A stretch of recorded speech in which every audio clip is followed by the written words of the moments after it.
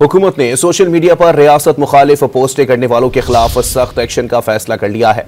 वजीर आजम ने प्रोपेगेंडा करने वालों की निशानदही के लिए टास्क फोर्स तश्कील दे दी, जबकि पीका एक्ट में तरमीम के जरिए 3 साल कैद और 10 साल तक सजा देने की तैयारी भी कर ली गई है।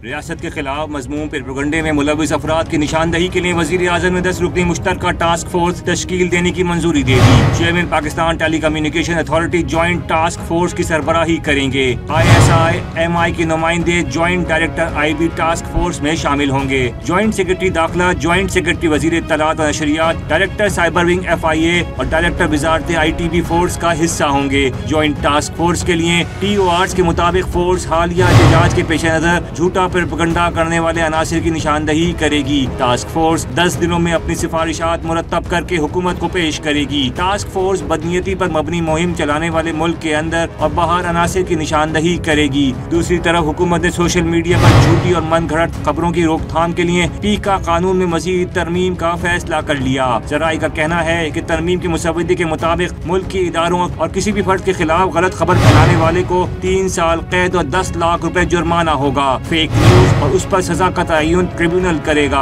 हुकूमत को सोशल मीडिया अकाउंट्स ब्लॉक करने और खत्म करने का इख्तियार भी होगा। पार्लिमानी जराये के मुताबिक ये कानून सोशल मीडिया के लिए होगा, लेकिन TV चैनल्स पर भी लागू हो सकता है।